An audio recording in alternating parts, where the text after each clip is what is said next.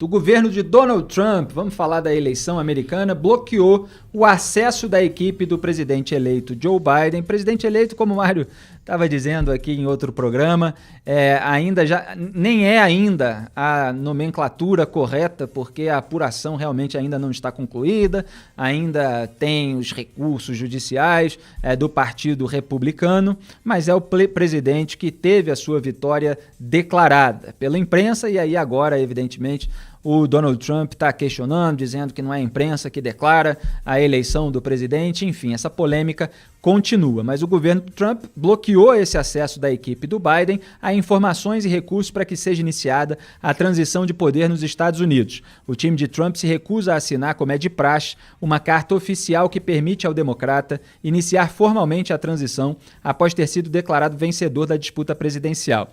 Trump passou o final de semana tuitando e levantando a hipótese de ter sido vítima de uma fraude eleitoral. Segundo Trump, não é a grande mídia que determina quem será o próximo presidente. Pois é, eu fui antecipando aqui a pauta. A CNN americana informou que a primeira-dama, Melania Trump, aconselhou o presidente a reconhecer a derrota para Biden. E o ex-presidente republicano George W. Bush parabenizou Joe Biden pela vitória e pediu que os americanos confiem no resultado das eleições. Quem também não reconheceu a vitória de Joe Biden foi o presidente Jair Bolsonaro. No sábado, horas depois do resultado, Bolsonaro fez uma live surpresa em seu Facebook, aquela da qual a gente estava falando, e ignorou completamente o fato. Está preferindo fazer propaganda, como vocês viram aí, dos candidatos das eleições municipais. Segundo o G1, assessores e militares do governo defendem que Bolsonaro reconheça a vitória de Biden o quanto antes. O portal afirma que o presidente está sendo aconselhado por Ernesto Araújo, Felipe Martins e Eduardo Bolsonaro. Esse trio que... Mário, você pode até explicar. Você imagina que esse pessoal esteja aconselhando a não reconhecer ainda, né? Porque ele não reconheceu, pelo menos em público, eles não estão falando nada. Não sei, né? Ficou aí meio por alto. O Bolsonaro não reconheceu, o Obrador do México, que é de esquerda, não reconheceu, o Putin não reconheceu. Olha o time que ele tá. O Xi Jinping também não reconheceu, né? É uma gente bacana. É importante, Felipe, a gente deixar claro e repetir que nos Estados Unidos não existe um comitê nacional, não existe justiça eleitoral, né? Você tem, como a gente já disse aqui, 50 eleições. Cada estado tem sua autonomia, tem sua maneira de votar, enfim. Então, a imprensa, há 170 anos, a AP, a Associated Press, ela é quem divulga os resultados gerais, né? Porque é uma agência de notícias absolutamente confiável, né? E outras emissoras, outros jornais também seguiram na linha da AP.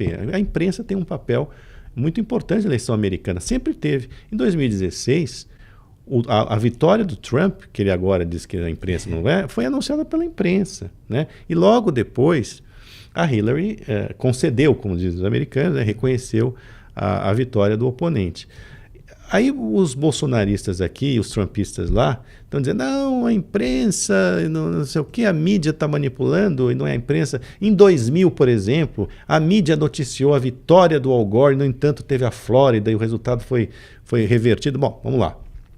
Algumas emissoras noticiaram, de fato, que o Al Gore havia vencido a eleição, e logo depois se retrataram. A Associated Press não fez isso. Por quê? Porque a margem na Flórida era muito pequena. E outros jornais também não deram a vitória para o Al Gore, né? Eu estou me detendo sobre este ponto, que é importante, porque está sendo usado para balizar o discurso vigarista, né, do Trump, dizendo que houve uma fraude gigantesca.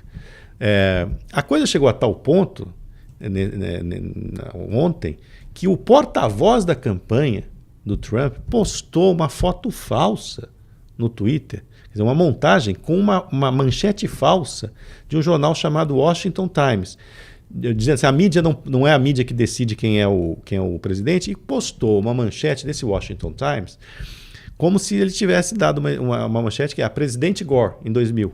E o jornal nunca fez isso. E logo depois que o jornal chiou no Twitter, né, o cara foi lá e tirou o post falso, a montagem com uma foto falsificada da primeira página do jornal Washington Times. Então, assim, eles estão no desespero mais absoluto, é patético, é infantil, né? É ridículo. não vai adiante esse troço, porque não é só num estado, por uma questão de 200 votos, 300 votos, que o Biden ganhou. O Biden está ganhando em todos os estados. No caso da Pensilvânia, deve dar um número maior do que 0,5%, ou seja, o estado tem uma norma que só reconta diferença de voto abaixo de 0,5%, vai dar acima disso, muito provavelmente, então não vai ter recontagem. E todos os republicanos, com alguma coisa na cabeça, estão dizendo que não há fato concreto para que ocorra uma recontagem ou que haja indício de fraude, uma fraude gigantesca. Então, assim, não é que a imprensa, você entendeu? Tudo agora é culpa da imprensa. Então, que história é essa que a imprensa está fazendo o resultado dos Estados Unidos? Vocês estão loucos? Vocês são cretinos? Vocês estão falando isso? Desculpe. É idiota, é estúpido. A imprensa faz isso há 170 anos. A imprensa não tem poder de mudar voto. As fraude, porque em tal lugar foi com caneta hidrográfica e é proibido caneta hidrográfica. Não é verdade. Nos locais de votação onde havia caneta hidrográfica, é porque é permitido caneta hidrográfica. Entendeu? Então, assim, é um discurso tolo, mas que vai se perpetuar, né, Felipe? Porque você entrou nessa vereda aí, e mesmo que haja investigação, e mesmo que os tribunais aceitem as ações e tal, e se não derem nada, porque não há nada mesmo, vai continuar eles dizendo vão que continuar houve. dizendo que já é uma antecipação, Felipe, do discurso Exato. em 2022 para o caso, no caso dos bolsonaristas, para o caso do Bolsonaro perder. Eles vão dizer que houve fraude gigantesca, que a urna eletrônica é isso e aquilo. Eu, Mário, sempre defendi que a urna eletrônica também houvesse também o voto em papel, né, para que, caso ocorresse algum tipo de dúvida, isso pudesse ser auditado. Eu sou favorável a voto em papel, tá? Eu gosto de confusão, eu acho que tem que ter participação. A gente já disse isso aqui. Mas isso foi divertido. Todos esses dias foram divertidos. E era muito divertido, inclusive. Né? A democracia também é diversão. Agora, o fato é que eu não vou dizer que tem fraude na urna eletrônica, fraudes gigantescas que mudam o resultado de... Eu não tenho base para dizer isso. Né? Mas é o que eles vão dizer, já ensaiando, né? Isso aqui é um ensaio para o discurso em 2022. Eu já botei minha posição claramente aqui também. Acho que recursos judiciais, pedido de recontagem de votos são instrumentos legais numa eleição. Se há indícios, se o partido consegue coletar indícios, ele pode recorrer e que se apure dentro das regras locais, nos termos da lei. Eventualmente, se o juiz precisa de mínimo de indícios para abrir um inquérito, uma investigação, ele vai analisar, vai recusar ou vai conceder que se apure qualquer coisa, etc. Agora, toda essa inflamação de eleitorado com um discurso que não apresenta ao mesmo tempo provas concretas, eu acho que degrada o ambiente político, e isso tanto à esquerda quanto à direita, porque houve um monte de exageros também do lado da esquerda em relação a conluio com a Rússia na última eleição, e agora há os exageros por parte da direita mais trumpista. Então é preciso olhar aí todos esses lados e tentar trazer um bom exemplo de vez em quando também, mesmo que se tenha suspeitas, que se tenha dúvidas, mas que se percorra um caminho que não deslegitime o processo. Esse é o ponto. Eu acho que você fazer oposição, partir para a briga, tudo bom, enfim, tudo depende da temperatura, a temperatura está alta mesmo. Né? De fato, os democratas fizeram na minha opinião, muita palhaçada, né? Também foram muito estridentes, né? Mas chega um momento em que você não pode atingir a alma do negócio, né? A alma da democracia, Exato. Que é a votação e a apuração. Agora, você imagine, Felipe, se houve uma fraude dessas gigantesca, você acha que o Partido Republicano ia aguentar isso calado? Claro que não. Óbvio que não. O Partido Republicano, the Grand Old Party, não imagina. É completamente maluco você imaginar que possa ter ocorrido uma fraude gigantesca. E o Partido Republicano, não estou falando dos partidários do Trump, mas o Partido Republicano aceitar isso de uma maneira passiva. Porque o George W. Bush, que foi presidente, aceitar. O Mitt Romney, que mesmo sendo adversário do Trump, é do Partido Republicano. Né? Vários assessores dele, do Trump, que já estão aconselhando ele, neném, larga o brinquedo, está na hora do outro brincar com o brinquedinho, né? Você não é dono da bola o tempo inteiro. Isso não aconteceria se tivesse ouvido uma fraude gigantesca. Pequenas fraudes podem ter ocorrido, isso eu disse na reunião de pauta hoje para o Diogo. Mas não a ponto de determinar uma mudança de resultado, que seria, imagina, a primeira democracia do mundo moderna ter um presidente eleito por roubo, né, dessa forma.